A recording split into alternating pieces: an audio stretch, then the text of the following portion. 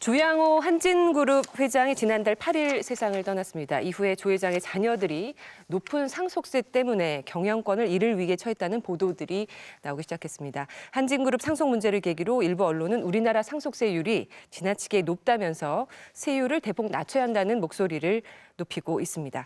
상속세 관련 보도, 무엇이 진실이고 무엇이 오해인지 짚어보는 시간 갖도록 하겠습니다. 네, 상속세에 대한 개념부터 정리하고 넘어갈까요?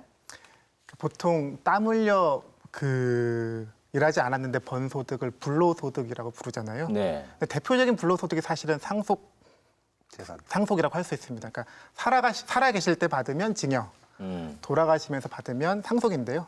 사실 아무런 노력을 하지 않았는데 재산이 생긴 거니까 대표적인 불로소득이 맞습니다.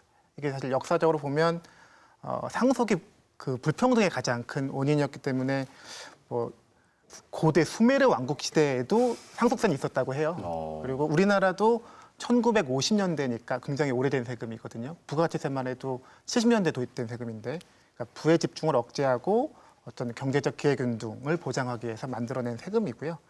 상속세는 최고 세율이 50%입니다. 근데 개인소득세 최고는 42거든요, 현재. 그러니까 우리가 갖고 있는 세금 중에서 가장 세율이 높은 거는 맞고요. 가장 상속세. 높은. 네.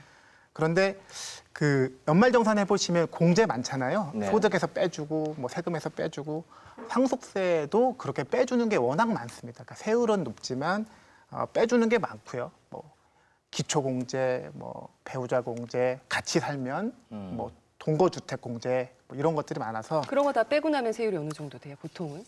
네, 빠질 수 있는 금액이 42억 정도 되거든요, 최대. 그러니까 최대. 예, 그거 다 빼고 나면 실효세율은 그리 높지 않습니다. 한 14, 15 정도가 전체적으로 나오는 세율이고요. 그래서 우리나라 상속세가 언뜻 보기에는 세율이 높아 보이지만 좀 이제 공제가 많아서 실제 내는 사람이 많지 않고 내는 사람들도 그리 부담이 크지 않은 좀 그런 특성이 있는 세금입니다.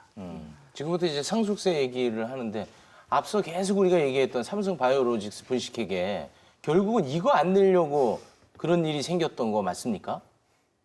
그러니까 경영권 승계를 하기 위해서 네. 특히 삼성전자 주식이겠죠. 그걸 정상적으로 상속을 받으면 굉장히 큰 세금을 낼 수밖에 없을 거고 어떤 그룹 차원의 전체적인 경영권을 최소의 비용, 여기서 최소의 비용에는 당연히 상속세가 들어갈 거고요. 정확하게 말하면 상속세를 덜 내려고 한 게 아니라 남의 거를 더 자기 걸로 만들려고 하는 과정에서 생긴 거예요. 삼성물산과 제일모직. 상속세를 안 내려는 것과는 또 다른 문제니까. 네, 전혀 다른 문제입니다. 그렇군요. 제가 세무 관련 일을 하진 않지만 제가 회계사이기면서도 세무사이기도 하거든요. 그래서 이제 주변 지인들이 물어봅니다. 이제 이런 상속 상황인데 세금 내야 되냐? 근데 제가 첫 번째 질문이 배우자가 있냐? 그러니까 보통 이제 어머님이 살아 계시냐?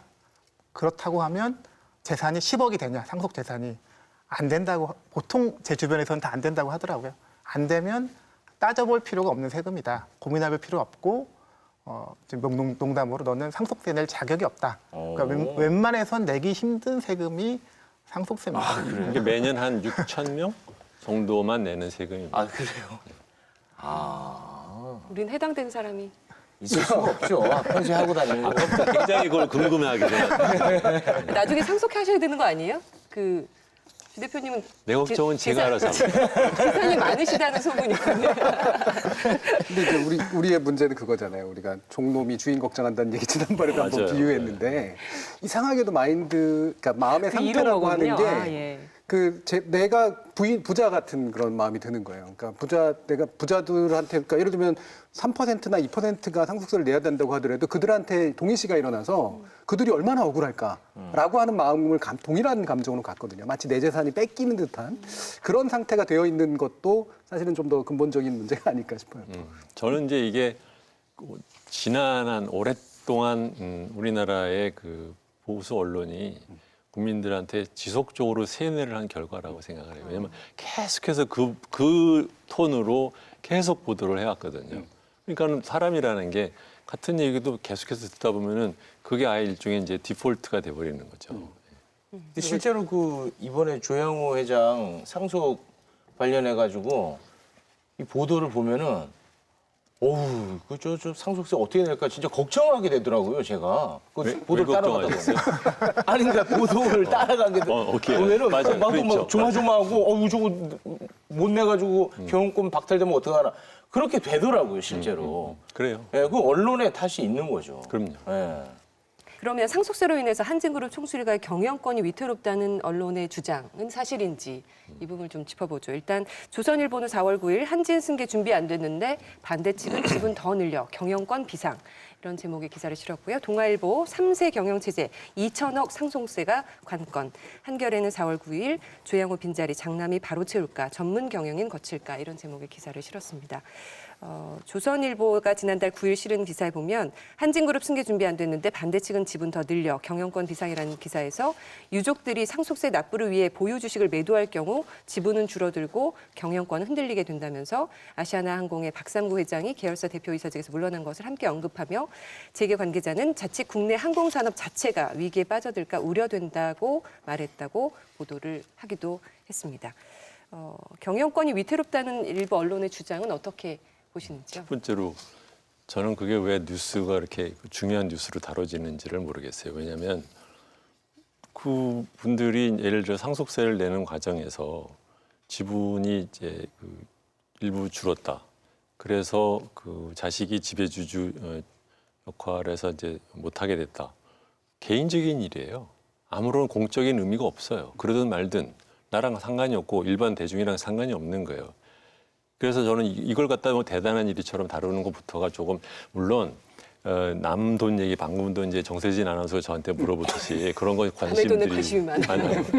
사람들이 그런 게 네. 있어요. 그러니까 일종의 약간 지금 호기심 또는 이제 선정적인 면도 좀 있지만 또 한편으로는 이제 그 뒤에 나오는 보도처럼 그렇게 해서 상속을 하는 과정에서 지배주주의 자식들이나 일가가 지배주분의 일부를 만약에 이렇게 팔아야 된다고 하면은 그러면 경영권이 문제가 되면 그러면은 무슨 뭐 또 큰 문제나 되는 것처럼 네. 마치 슬쩍 넘어가는 건데 네. 아무런 그건 그래야 되게 생각해야 될 이유가 전혀 없는 거거든요. 예. 근데 그런 식으로 얘기를 하는 거죠. 그러니까 이게 세 가지 다른 명제가 이렇게 서로 논리적으로 이제 얽혀 있잖아요. 첫 번째로는 비록 내가 안 내더라도 이 소수의 부자들이 내는 이 상속세 금액이 부당하고 징벌적이라고 말할 정도로 많은가에 대한 판단. 두 번째로 그것 때문에 예를 들면 경영권을 잃게 되는 일이라고 하는 게 말씀처럼 우리 사회에게 나쁘거나 우리가 같이 고민해야 될 문제인가. 세 번째, 혹여 잃게 되더라도 실제로 그게 우리 경제에 악영향을 미치나. 이거에 대한 가치적 판단, 그러니까 규범적 판단과 사실적 판단들이 다 필요한 거거든요. 근데 이 사람들은 그 판단이 이미 다 내려진 내려져 있는 것처럼 상태인 생각하고 거죠. 예. 그냥 넘어가니까 아까 최욱 씨 말한 것처럼 밑에 깔려 있는 가정과 전제를 자기도 모르게 받아들이게 되는 거죠. 결과적으로는 이제 대전제에 의해서 그 결론으로 이어지는 것들 그대로 수용해 보여요. 무의식적으로. 우리 경제 안 좋아지겠네? 왜? 저들의 경영권이 위험해지니까? 왜 그럴까? 저들에게 과도한 상속세가 부과돼서. 이런 식의 의식 구조가 완성되는 거예요.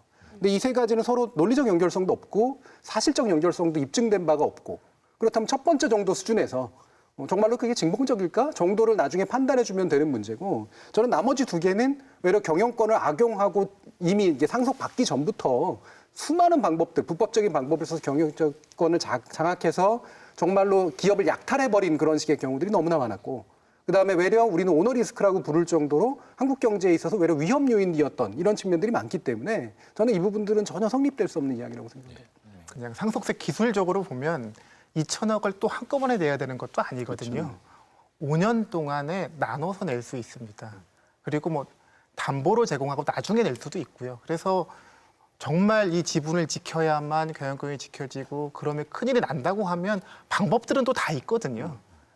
그런데 이제 뭐 2천억이 한꺼번에 나가서 지분을 한꺼번에 팔아야 돼서 큰일이 날 것처럼 보도하는 건 사실은 지금 그 사실과 많이 다른 것 같습니다. 그러니까 뭐 이런 얘기입니다. 평생 일군 회사를 이거 뭐 그냥 확 뺏기는 거 아닌가. 그러면 이제 일반 국민들이 이거는 좋은 나라는 아니지. 평생 일궜는데 세금 때문에 저러면 안 되지. 이런 감정이 조금 살아나는 거거든요. 자꾸 그렇게 혼내지 마시고요. 그런 부분이 있어요, 실제. 그렇지 않습니까? 대중적 감성이고 네. 이게 굉장히 오랜 기간의 세뇌적인 어떤 상태에 의해 가지고 갖게 된 허위 의식이라는 거죠. 그게. 근데 이제 이 면에서 아까 홍순탁 씨가 그 뒤에 얘기를 설명을 좀 안 하셨는데 왜냐면은 왜 그러면 상속세는 있는 것일까라는 거죠. 잠깐 언급을 하셨어요. 그러니까 소위 말해 이제 불로소득 또는 이제 부의 세습에 따라서 소득의 양극화가 부의 양극화로 돼서 그것이 이제 고착화되는 것을 막는 것이 좋겠다 생각을 해서 상속세라는 것이 이제 들어온 거죠. 두 번째로는 상속세는 사실은 자본 이득에 대해서 차익이 날 경우에 세금 내는 거랑 연결이 돼요. 무슨 말이냐? 예를 들어서 그 땅이 됐든 또는 회사가 됐든 처음 시작할 때는 지분은 많지만 가치는 낮았잖아요. 근데 경제가 발전하거나 이제 기업이 커면서 그 가치가 올라갔죠. 근데 네. 중간에 팔면 그러면은 자본 차익이 생기죠. 네. 그런데 일반 유가증권의 경우에는 지금 우리나라가 차익세를 안 매기지만 대주주의 경우에는 차익세를 매기거든요. 그런데 이분이 그냥 갖고 있다가 돌아가시고 상속세가 없으면 자식이 그대로 받아서 또 그냥 가는 거예요. 그럼 이 사람은 안 파는 한 옛날에 500원 주식일 때 샀던 거를 지금 100만 원 주식을 그대로 갖고 있는 거예요. 세금 한 번 안 내고.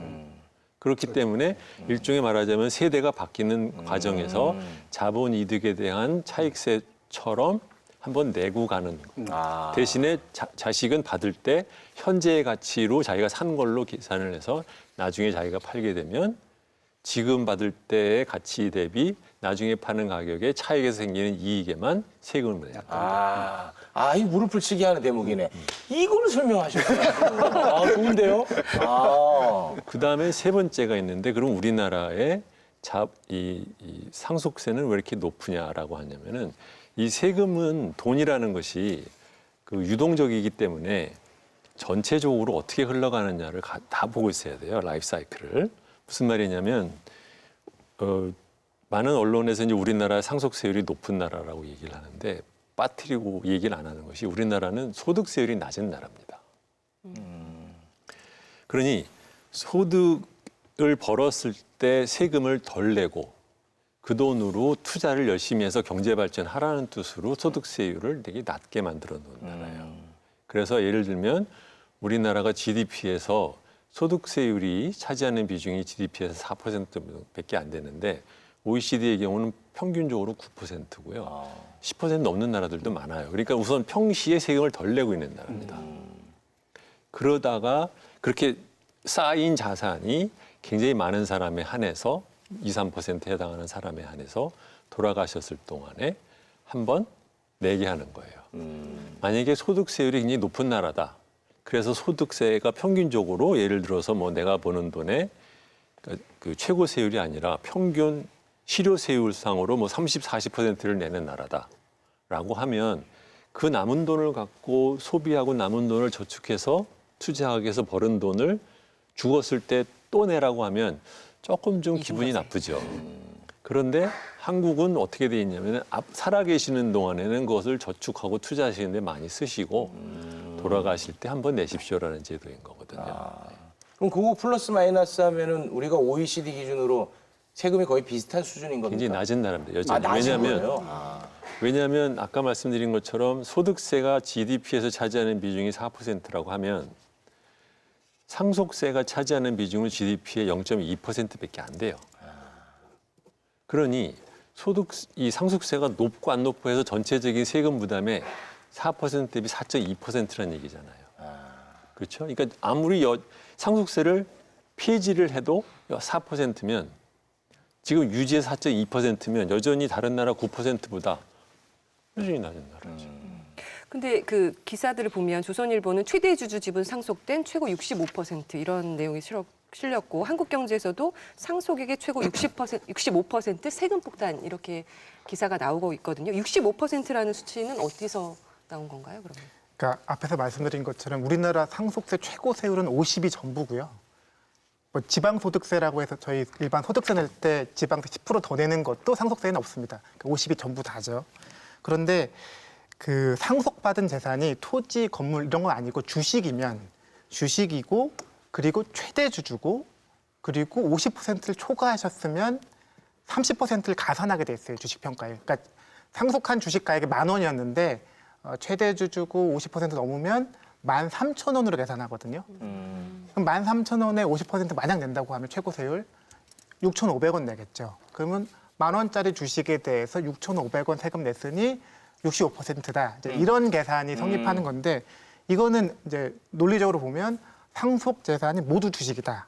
그리고 최대 주주다. 그리고 50% 넘었다.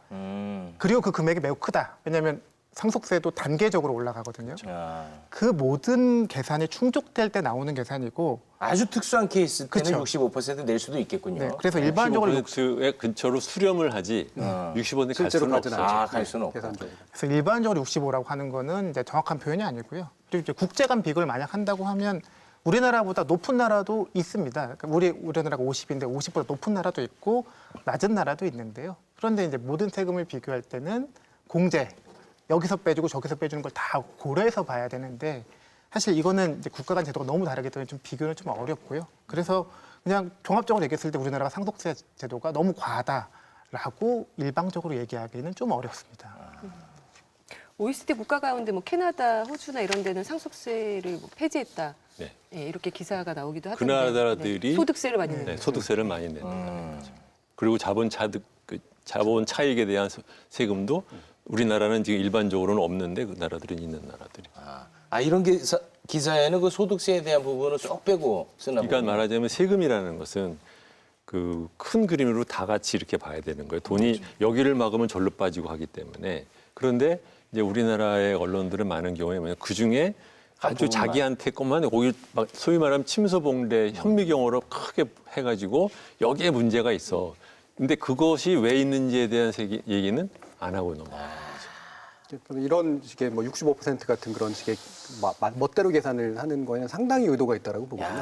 당연히 수출이 부풀려서 감각적으로 안 좋게 느껴지게 만드는 65%가 되는 것도 다 왜 그럴까를 얘기를 해야 돼. 기자라고 하면 왜 높일까? 왜냐하면 경영 50%를 갖고 있는 지분이다. 그러면 만약에 그걸 갖다 그 사람이 시장에다 판다고 생각해 보세요. 그러면 경영권 프리미엄을 받아가지고 30-40%더 높은 값에 팔아요.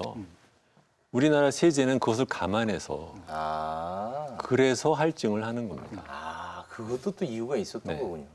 그러니까 예를 들면 현정원 씨가 컨트롤하던 현대그룹에서 컨트롤하던 투자증권, 현대증권을 국민은행한테 팔 때 그 당시 주가가 한 6,000원, 7,000원 사이였는데 그걸 22,000원인가를 자기 갖고 있는 지분 한 20%를 팔았어요. 그건 3배가 넘게 팔았어요. 그런데 만약에 이걸 상속을 한다. 그 사람이 최대 주주다. 그렇죠? 만약에 시장에서 팔면은 사실은 그러면 자식이 받아가지고 만약에 할증을 안 한다고 쳐요. 그러면은 6,000원에 그대로 받아서 자기가 경영권을 가진 채 팔면 23,000원을 받을 수 있어. 그렇죠? 그러니까 할증을 하라는 것이 바로 그런 데서 나오는 겁니다. 보수 언론과 경제신문을 중심으로 우리나라와 OECD 다른 국가들의 상속세 최고세율을 비교한 보도에서는 보통 뭐 OECD 평균의 2배라고 전하고 있고요. 상속세 공포, 징벌적 상속세, 세금 폭탄이라는 표현을 자주 쓰고 있습니다. 조선일보 상속세 공포, 알짜 기업 매물 수백 개, 서울경제 징벌적 상속세 회사 팔아 세금 내야 할 판, 한국경제는 평생 일군 기업 상속세 무서워 팝니다. 이런 소제목을 달았습니다. 마음이 많이 아프셨나 봐요. 엄청나게 동의시가 돼 있고 엄청나게 공감하고 있고 네, 이 표현 자체도 굉장히 정서적이잖아요. 저걸 어째. 네. 지난 3월 12일에 강호갑 한국중견기업연합회장의 취임 기념 기자 간담회를 가졌었는데요. 여기서 가업을 승계할 때 상속세를 최대 또 65%가 나옵니다. 최대 65%까지 내야 하는 것으로 아는 사람이 많은데 엄밀히 따지면 세금만 87%나 된다. 또 올라가요?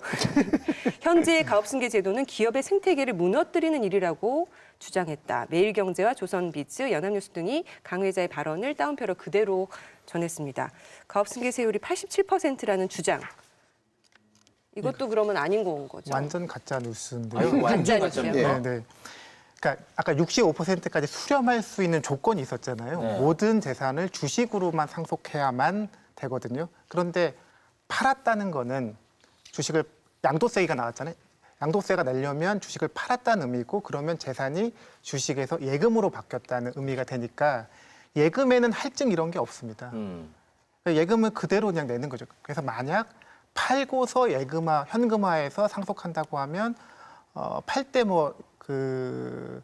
양도세 22% 그리고 상속세 최대 50%. 근데 이거를 그냥 단순히 더하면 안 되고 계산해 보면 약 60% 정도 나옵니다. 그게 이론적으로 존재할 수 있는 최대 한일 뿐이지 87이라는 건 나올 수가 없고요. 87이라는 숫자는 뭐냐면 최대 그 할증된 실효세율을 내다가 그 자본 차익에 대해서 대주주한테 물리는 그 세금이 22%니 단순 합산하면 87%다. 그렇게 말을 한 건데 그렇게 할 수 있는 방법이 없거든. 주식을 갖고 있는데 자본 차익세를 낼 일이 없고. 네, 그렇죠? 그렇죠. 그다음에 이제 말씀하시는 게 만약에 주식을 다 팔았으면 할증할 일이 없고. 그렇죠. 그러니까 둘을 합칠 수 있는 조합은 안 나온다는 얘기예요. 매일경제 3월 13일자에서 가업 상속세 엄밀히 따지면 87% 과도한 규제로 기업가 정신 위축이라는 제목의 기사였습니다. 강호갑 한국중견기업연합회 회장은 엄밀히 따지면 세금만 87%나 낸다고 지적을 했다. 그는 상속세로 낼 현금을 몇백억 원씩 보유한 사람이 거의 없기 때문에 보유 지분을 팔아서 마련한 현금으로 세금을 내는 경우가 대다수이며 이때 주식 양도세가 22%가 되기 때문에 단순히 계산하면 상속세로 87%를 내는 셈이라고 설명했다. 조선비즈는 강호갑 중견연 회장, 따옴표 가업 승계세금 87% 경영권 유지 못해라는 따옴표 제목을 실었습니다. 강 회장은 가업 상속에 대한 규제 문제도 꼬집었다. 그는 가업을 승계할 때 상속세 65%에 주식 양도세 22% 등 총 87%의 세금을 내야 하는데 이렇게 되면 지분율이 낮아져 경영권을 유지할 수 없다며 현재 국내 중견기업 오너들이 안고 있는 문제로 하루빨리 해결돼야 한다고 했다. 연합뉴스는 강 회장은 중견기업들이 가업 승계에 대한 고민이 많다고 밝혔다. 사실상 87%의 세금은 내는 것이라며 경영권을 유지할 수가 없다고 강조했다. 이런 그분의 강 회장의 발언 내용을 따옴표로 처리해서 기사화했습니다. 관련해서 매일경제 기자에게 해당 기사를 작성한 경위를 저희가 물어봤는데요. 취재기자는 중견연 회장이 기자 간담회 때 가장 강조했던 부분을 기사화한 것이다. 가업 상속세가 87%라는 주장에 대해서 팩트체크가 다 된 상태가 아니어서 중견연 회장의 발언 위주로 기사를 작성한 것이다. 이렇게 그러니까 앞으로 우리나라에서 기자회견을 할 때 거짓말을 하려면 강조해서 하면 그러면 기자들이 좀 강조했으니까 받아주는 거죠. 전형적인 따옴표 저널리즘이잖아요. 이건 책임 회피를 하면 안 되고 할 수도 그럼요. 없는 네. 문제거든요. 네. 저는 바보예요라고 말하는 그럼요, 거예요, 지금 그렇죠. 기자가. 이게 상식적으로 이상한데라고 느낄 수밖에 없는 수치. 그다음 표현상으로도 당연히 의심할 수밖에 없는 이야기들이 나왔을 때 이거를 그대로 적는다? 이거는 당연히 말도 안 되는 일이고 두 번째로 만약에 그럴 수 있다고 쳐도 적어도 주장했다라고 뭔가 의견을 분리하면서 뭔가 기타의 체크들이 들어가는 내용들이 나오면 그나마라도 낫겠지만 그건 제가 기대도 사실은 하지 않습니다. 물론 우리나라 언론의 관행상. 보도자료 줬겠지. 다들 쭉 기자들 똑같은 보도자료 줬으니까 그 보도자료에도 그렇게 돼 있을 거예요. 네. 네. 그거 보고 쓴 거예요. 이 사람이 무슨 판단해서 이렇게 강조하니까 썼고 그런 건 아닌 거죠. 야, 이거 완전 가짜 뉴스를 가지고 이렇게 경제 부분은 이런 거 흔해요. 흔합니까? 와, 이거 진짜 너무 화가 나는데. 가짜 뉴스를 만들어서 생성해서 유포할 의지가 가진 사람을 적극적으로 도와준 케이스예요. 기성의 언론이. 아, 이거 최악인 것 같아, 진짜. 그리고 심지어는 그걸 도와주면서 어떠냐면 이거를 그대로 믿었을 뿐 아니라 공감해주고 있어요. 그렇죠. 되게 감정적으로 공감해요, 지금. 여기서 나오는 표현들이나 이런 것들을 보면 회장님 힘내세요. 그렇죠. 꼬집었다라든가 뭐 강조했다라든가 고민이 많다고 밝혔다라든가 이런 식으로 굉장히 적극적인 공감을 표시하거든요. 일방적으로 주장했다가 정확한 네. 얘기인데. 예. 그렇죠. 그것만 들어갔어도. 아니, 그거 들어가도 이상하죠. 그럼 제가 어디 가서 상속세 95% 문답니다 이렇게 하면 제 얘기 실어줄 겁니까? 그건 말이 안 되잖아요. 이건 너무 최악인 것 같아요, 진짜 볼수록. 공짜로 말하니까 안 실어주는 거고 돈 주면서 실어줘요. 비꼬는 거 사실은. 경제신문과 보수언론은 기업인들이 높은 상속세 부담으로 가업승계를 포기하고 있다는 보도를 연달아 내놓고 있습니다. 한경에서 평생 일군 기업 상속세 무서워합니다. 서울경제 징벌적 상속세에 회사 팔아 세금 내야 할 판, 조선일보 세계 최고 65% 상속세 폭탄에 그다음에 동아일보는 가업 승계를 주저하는 창업주들이란 제목의 기사들을 실었습니다. 한국경제가 지난달 15일 평생 일군 기업 상속세 무서워합니다라는 제목의 기사에서 세계 최고 수준인 상속세 폭탄은 점점 더 많은 중소기업을 M&A 시장으로 내몰고 있다. 지난 몇 년 새에 농우바이오, 락앤락, 유니더스, 요진건설, 유영산업, 우리로 광통신 선보공업, 가사미아 등도 상속세 부담 탓에 경영 승계의 뜻을 접었다고 보도를 했습니다. 이게 근데 이게 되게 재밌는 게 네네. 이런 식의 얘기를 그동안에 그 소위 말하는 뭐 전경련, 뭐 경총, 하여튼 경제단체 플러스 이제 경제 신문들, 보수 언론 수십 년 울고 먹던 얘기인데 이제 뭐냐면 재미있는 현상이 있어요. 뭐냐면 이게 가짜 뉴스라는 거를 YTN의 어느 강 기자인가 어떤 분이 보도를 2번인가를 해서 이걸로 올해 2월 달에 방송 부분 보도 기자상까지 받았어요. 이게 가짜 뉴스다. 네. 이게 어떻게 가짜 뉴스인가지 취재를 해서 그게 상까지 받았는데 근데 여전히 4월 달에 한경은 다시 나타나가지고 그 얘기를 다시 하는 거예요. 기가 막히는 거죠. 야, 듣고 보니 더 최악이네, 진짜. 정당성이나 타당성을 따지기 이전에 일단 사실관계가 잘못된 것들이 제일 심각한 문제잖아요. 네. 그 요진건설이라고 지금 나왔는데 요진건설이 가장 최근 거니까요. 이 경우에는 실질적으로는 창업주의 일부, 공동 창업자의 한 명이 사망해서 생긴 일부의 문제가 있고 나머지 공동 창업자는 이제 창업주 지위를 유지하고 경영권을 가지고 있는 이제 그런 상태예요. 그래서 한국경제는 이제 4월 19일에 바로 잡습니다 해서 잘못 보도했다라는 걸 인정할 수밖에 없는 그런 바로 잡았대요. 그래도. 유진 거만 아니면 다른 것도. 요진 것만. 예, 그런 케이스고요. 예를 들면 서울경제에서 했던 경우는 가사미아 이제 가구업체인 경우인데 사실 이 가사미아가의 장남이 인터뷰를 하면서 사실은 뭐 세금 낼 준비도 다 돼 있었고 뭐 세금 문제 이런 거 아니다. 근데 더 이상 이 사업을 할 수 없을 것 같고 누군가가 더 크게 해서 사업을 하는 게 맞는 것 같다라고 봐서 이거는 그렇게 넘어가게 된 거다라고 하는 식의 뭐 해명한 해명 같은 것들을 하는 그런 상황이 생겼고요. 또 한 가지가 우리나라가 해외에 많이 수출돼서 이제 되게 알짜 기업이라고 얘기했던 락앤락 이제 같은 케이스인데 락앤락 케이스는 실제로 창업주 회장이 2017년에 사모펀드에 이제 지분을 팔아서 경영권이 넘어가게 된 이제 그런 상태였는데 이거는 이 스스로의 인터뷰 기사에 따르면 건강 문제, 그다음에 역시 가사미아하고 유사한 케이스로 이게 좀 더 큰 기업으로 성장하기 위해서는 자기 손을 벗어나는 게 맞다라고 봤다라고 하는 그런 식의 이야기를 하면서 뭐 제가 볼 때는 이익 실현이라든가 이런 것들도 좀 있지 않았나라는 이제 그런 식의 그리고 제 기억에는 심지어는 상속 때문에 팔았다는 말에 대해서 불쾌감을 표시했다는 예. 말까지 있었어요, 제 기억에. 그러니까 이런 것들은 명확히 조금만 취재를 해봐도 사실은 발견될 수 있는 이제 그런 사안들을 의도적이었는지 아니면 비의도적 오보였는지는 몰라도 사실관계를 완전히 잘못 지켜버린 그런 케이스라고 할 수 있죠. 관련 자료도 제대로 안 보고 쓴 예. 기사였습니다. 이게 위에서 예. 숙제를 준 거야. 이제 한번 쓸 때가 됐잖아, 이거. 그러면 그런가요? 그러면 그다음부터는 여기저기 이미 쓰여 있는 거를 갖다 이제 짜집어서 이제 쓰는 건데, 그러니까 가짜 뉴스가 안 죽는 거죠, 계속.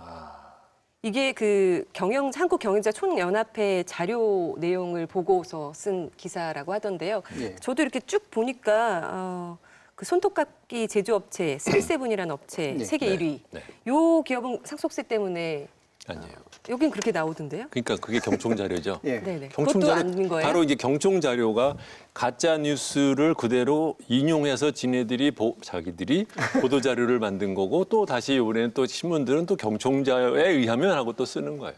저기 가짜 그것도 뉴스가 가짜 뉴스예요. 생산 및 재생산되면서 가짜의 어떤 허위가 사라지는 현상이 전형적인 케이스잖아요. 이것도 누군가가 의도적으로 유포하면 언론이 받아주고 그 언론을 다시 근거로 삼아서 자료가 만들어지고 그게 또 보도저갈이 돼버리는 이런 식의 이제 사이클인 거죠. 그러면 뭘 믿어야 돼요? 자신의 취재력을 믿어요. 그 기자협회를 믿으시면 돼요. 기자협회요? 그것이 허위 뉴스라는 것을 갖다 그 상까지 줬어요. 네.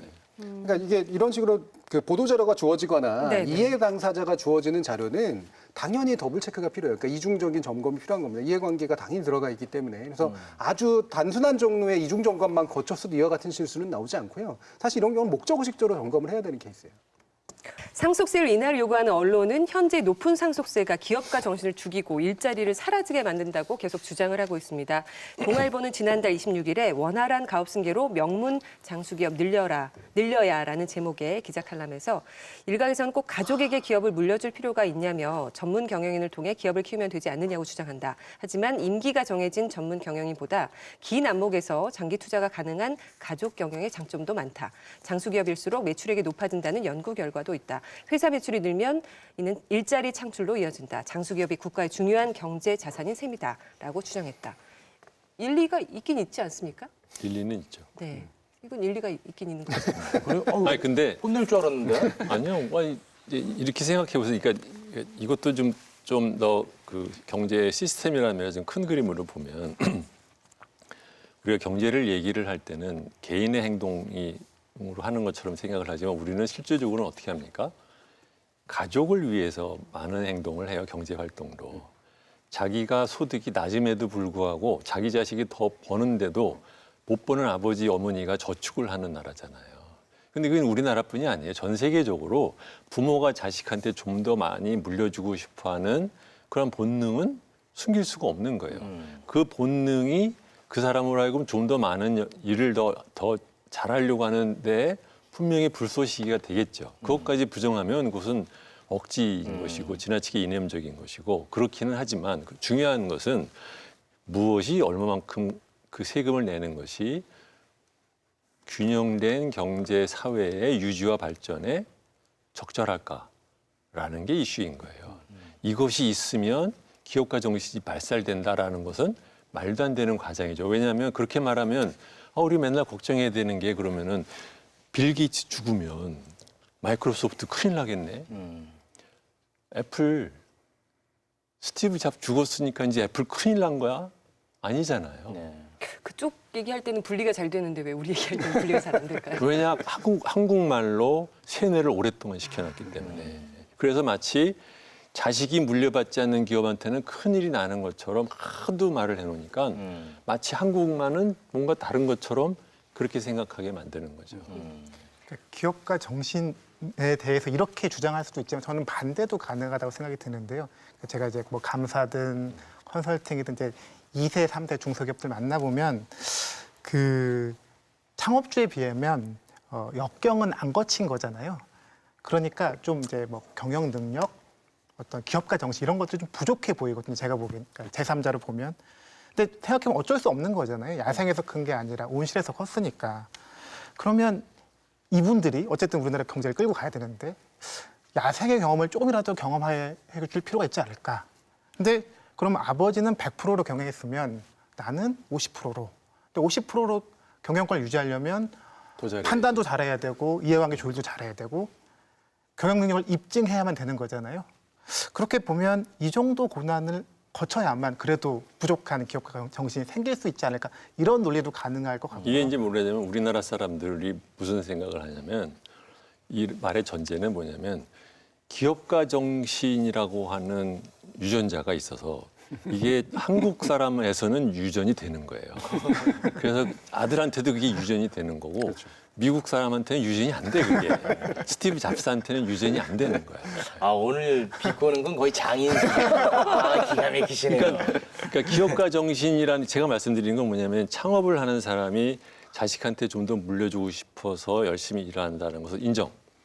그렇지만 기업가 정신마저 자식한테 유전이 되기 때문에 이 사람한테 물려주지 않으면 그 기업은 기업가 정신에 의한 기업 운영이 안 된다.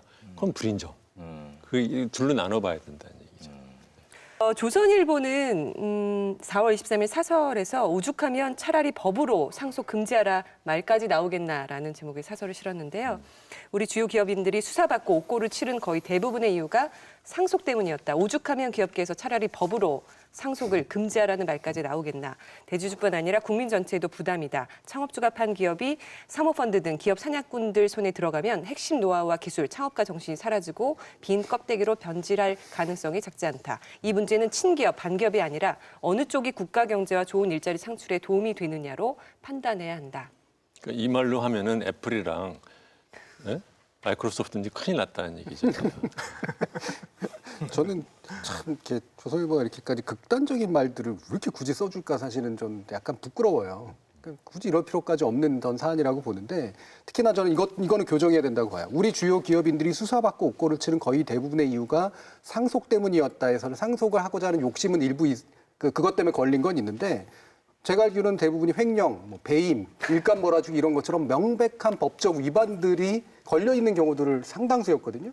근데 이제 상속이라는 문제, 즉 상속세라고 하는 거대한 장애물을 피하기 위해서 어쩔 수 없이 이들이 했던 행동은 인정받아야 되고 이해될 행동인가? 아니라는 거죠. 근데 거기에 전제를 깔고 이런 식의 이야기를 한다라고 하는 건 저는 어불성설이라고 생각합니다. 우리나라의 강간범으로 잡힌 사람이 다 알고 보면 성욕 때문에 그랬다. 그러니 차라리 거세를 갖다 모든 국민한테 시켜달라라고 말하는 거랑 똑같은 거예요, 지금. 심했죠?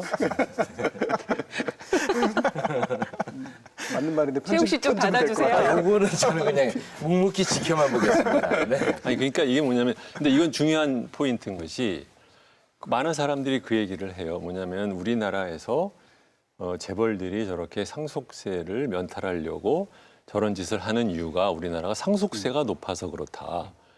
라고 이제 상속세 탓을 하는 거예요. 그러니까 불법을 한 것을 상속세를 통해서 정당화를 하는 건데 그 얘기는 뭐냐면 이 포인트가 아니에요.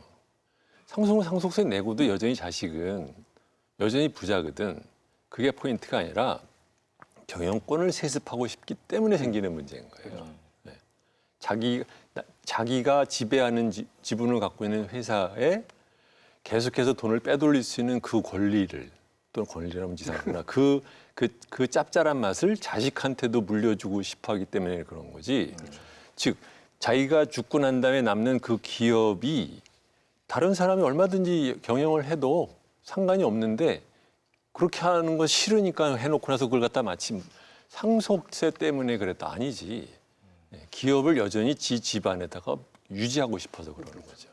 그러니까 넘어가는 자산이나 이런 것들을 잘 관리해서 더 큰 것으로 불려줄 수 있는 경영인을 요구하기보다 스스로가 경영자가 되는 게 필요한 이유는 아까도 말씀드렸지만 횡령하고 배임하고 일감 몰아주기를 하려고 하는 거란 말이에요. 그게 훨씬 더 짭짤하니까. 그래요. 상속세 다시 한번 정리를 해드리죠. 그 중견기업들이 너무 이렇게 너무 이렇게 겁내지 않도록. 아니요. 겁내는 게 아니라 세금 내라고 하면 누구든지 싫죠. 이게 겁내서 하는 문제가 아니에요. 내기 싫어서 하는 얘기예요. 야, 내기 싫은. 그래도 그걸 상속세 제대로 그러니까 지금 방금 정세진 아나운서도 거기 속아 넘어간 거예요. 말하자면 상속세가 겁나서 쪼는 사람들 때문에 저러고 있는 것 같다라고 생각해서 겁나는 표현을 자기도 모르게 받아들인 겁니다. 사실은 내심은 상속세 그냥 내기 싫은 거예요. 제대로 내시는 분도 있죠, 상속세. 많은 분들이 제대로 그렇죠, 내죠. 예. 네. 당연히 내야 아니, 되는 거 그리고 아닙니까? 그러니까 오늘 나왔던 숫자들이 65, 87 이런 숫자들이 다 그러니까 87은 말도 안 되고 그건 성립하지도 완전 않은 거고 가짜고. 65도 아주 제한적인 상황에서 이론적으로만 존재하는 숫자인 그리고 거고요. 전체 재산 중에서 주식에 해당되는 것 중에서도 자기가 최대 주주이거나 아니면 일대 주주인 경우에 해당되는 재산에만 국한된 얘기고 65는. 나머지 재산에는 할증은 전혀 없다는 거예요. 네. 그리고 오히려 그 더 진실에 가까운 수치는 우리나라 총 상속 재산 중에서 상속세를 내시는 분 기준으로 따지면 14.7, 14.7, 한 15% 정도. 15% 정도만 내고 계신 거고 그게 아니라 상속세 안 내신 분들까지 분모로 넣어버리면 그러니까 총 상속이 이루어진 재산 대비 상속세로 거치는 금액으로 따지면 7%도 안 돼요. 그렇게 작은 세금이고 그리고 그러면 좁혀서 그러니까 우리나라 통계상 제일 부자들은 이제 500억 이상은 분류하는 게 아직은 없어서 이제 500억이 가장 높은 분류인데 대표님이 앞에서 말씀하신 것처럼 그분들이 내는 상속세가 그럼 정말 50이냐 60이냐 아니고 30이었다. 30%. 이게 사실은 진실인가? 15, 30에 사실은 훨씬 더 진실에 가까운 숫자인 거죠. 또 하나 지금 전혀 언론이 언급 안 하는 게 있어요. 뭐냐면 이 상속세 재산을 계산을 하려면 평가를 해야 되잖아요. 근데 만약에 우리나라 사람들이 대부분의 부자들이 땅을 제일 많이 갖고 있죠. 부동산. 네. 그렇죠? 부동산이 보통은 일반적인 분들 한 70% 이상을 갖고 있는데 땅에 대해서는 공시지가로 평가를 합니다. 특별하게 최근에 거래된 게 아니면 공시지가예요. 근데 땅은 실제 가격에 대비해서 보통 그 공정거래 가격이 한 반도 안 된다고 그러죠. 절반. 그렇죠? 그렇죠. 아파트는 한 70, 80 된다고 그러고 개인 주택은 한 60 된다고 하잖아요. 그러면 땅이라고 치십시다. 그러니까 부자들이 왜 이렇게 땅을 많이 가지느냐? 내가 실제적으로는 100억인데 상속을 할 때 땅을 물려주면 50으로 쳐줘요. 그러니까는 훨씬 줄어들죠. 게다가 또 무슨 짓을 하느냐? 100억의 땅을 갖고 돈을 빌려요. 50을 빌려. 그렇죠? 그러면 이게 그러니까 담보 부채가 있으면 이 땅에서 100에서 50을 뺍니다. 그런데 실제 가치는 예를 들어서 100억인데 실제 공정거래로는 50이라고 쳐요. 근데 40을 빌렸어. 그러면은 순자산 가치로 10만 빌려주는 걸로 돼요. 빼고. 네. 어. 왜냐하면 부채는 그대로 현금으로 있으니까. 그렇기 때문에 많은 사람은 아니지만 증권사에서 이제 세무 컨설팅 할 때 그런 얘기들을 하는 게 뭐냐면 담보를 잡고 돈을 빌려라. 죽을 때. 그러면 나중에 가서 가치 평가할 때 훨씬 낮은 값으로 되는 거거든요. 그러니까 우리나라가 부동산 세제가 꿈쩍을 안 하는 큰 이유 중에 하나는 부자들이 상속을 할 때 세금을 낮추는 방법으로 이만큼 짭짤한 방법이 없어요. 그러니까 이 세금도 못 바꾸고 있고 부동산을 갖다 계속해서 매점매석하는 것도 유지되고 있고. 아, 괜히 그것도 정보 준 거 아닙니까 오늘 그러니까요. 너무 방송에서? 좋은 정보. 돈 많은 사람들은 다 알고 있어요. 아, 그래요? 네. 저도 아는데. 그래서 신문에 뭐 기사가 되지 않는 거 아닐까요? 다 아는 그분들은 다 정보를 주니까 그 업체나 컨설턴트들이 다 주니까. 아니 그러니까 제 기사화할 이 필요가 말의 별로 포인트는 없는. 뭐냐면 실제로 지금 말씀하신 것처럼 500억 이상의 경우에 30%를 실효세율을 낸다고 하지만 만약에 그 500억이 예를 들면 1000억 중에서 따지고 보면 그 정도도 아닐 거다. 아니라는 500억을 갖다 만약에 토지로 갖고 있었다고 하면 네. 실제적으로는 250으로 쳤을 거고 그러면 750에 대해서 내는 것이니까 실제적으로 20% 정도 낼 가능성이 높은 거죠. 그러니까 상속 재산 중에서 약 60%가 말씀하신 부동산이거든요. 토지 건물이니까 그만큼 과소. 그러니까 제가 말씀드린 아까 실효세율 수치 자체도 과소 계산된 수치인 거죠. 그러니까 실제적으로 우리나라 종부세 갖고 막 얘기하지만 사실은 그거는 페이크예요. 연막이고 진짜는 보유세야. 그 보유세 플러스 보유세에 해당되는 공정가격이 실제 가격의 그 차이거든요. 근데 일로 넘어올까 봐 자꾸 종부세 갖고 막 난리를 치는 거예요. 애초에 그렇게 얘기를 해야 이쪽까지 안 오니까. 그래요? 근데 이게 지금 우리가 얘기를 안 했는데 그래서 지금 우리나라에 가업 상속 그 공제 제도라는 것이 들어와 있어요. 이게 2007년까지만 하더라도 1억만 공제를 해줬는데 2008년부터 해수가 솔솔 늘기 시작해서 몇 년이죠? 2014년. 14년 마지막. 그렇죠. 네, 그때에 해당되면은 500억까지 공제를 해줘요. 가업 상속을 한다고 하면 가업 상속을 이제 조건이 있습니다. 예를 들면 뭐 자식이 그동안 미리 일하고 있었어야 되고 그다음에 물려받고 난 다음에 뭐 10년 동안 팔지 말아야 되고 이런 조건은 있지만 어쨌든 간에 그 조건을 2007년에 1억에서 30억, 50억, 100억, 200억, 300억, 500억까지 늘려줬어요. 500까지 늘려준 건 이제 박근혜 때 늘려줬습니다. 그래 놓고 나서는 박근혜 때 2014년에 국회에다가 뭘 했냐면 최경환 그 당시 부총리가 뭐를 하려고 했냐면 그 방금 얘기하는 그 안타까운 마음을 대변하여 그 공제액을 1000억으로 늘리고 그다음에는 그 대상 기업을 옛날에는 자산으로 3천억인데 이것을 아니 매출이 3천억이군요. 그렇죠? 네. 매출 3천억을 5천억 기업까지 늘려주는 거죠. 이게 소위 말하면 이제 대기업은 빠지는데 중견기업까지 쳐준다는 거거든요. 재미있는 것은 이것을 심지어는 자한당 국회의원, 그 당시는 자한당이 아니겠지만 그 당시에 여당인 현재 자유한국당 의원들 중에서도 마음에 안 들어서 그게 부결이 됐어요. 근데 그 과정을 잘 보면 이 관련된 입법 가는 과정이 언론에 거의 보도가 안 됐어요. 그러다 갑자기 딱 부결될 때쯤에서 그 당시에 야당 의원 2명 정도가 신문에다가 뭐 얘기 좀 하고 그러더니 그래서 저는 넘어가는 줄 알았는데 갑자기 12월 말에 딱 부결이 된 거예요. 우르르 모아서 그 통과시킬 때 좀 넘기려고 그랬는데 그것이 그 당시에 여당 안에서의 내부 분열 때문에 최경 뭐 물 좀 먹이려고 그렇게 된 건지 그거는 제가 잘 모르겠어요. 왜냐하면 이제 그거를 이끌었던 사람이 이한구거든요.